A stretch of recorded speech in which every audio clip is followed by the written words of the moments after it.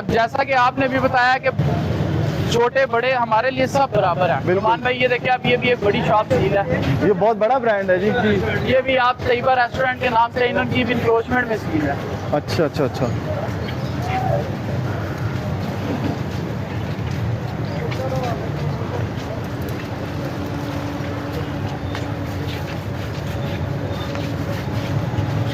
ये देखें यहाँ पर भी दुकानें सील हुई नजर आ रही हैं।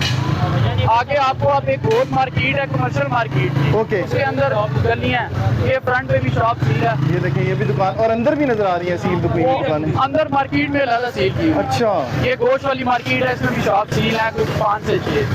ये सैटरडे को होती है। ये भी तजावजात की वजह से सील हुई है। इंक्रोचमेंट की वजह से। अच्छा इमरान भाई बताइएगा, अब सील तो कर दी आपने, जी। तो ये डी सील कैसे होंगी अब? सर ये डी सील ये सामने मार्केट में देख रहा हूँ, इसमें भी बंद है, इसमें भी सील हुई हुई है दुकानें। ये साकिब यूनिफॉर्म वाली गली के अंदर। ये एफिडेविट लेके जाएंगे मैम के पास। ये अच्छा। मैम का इख्तियार है कि मैम कितना फाइन करती है और कब डी सील करती है। अच्छा अच्छा अच्छा अच्छा, ठीक है।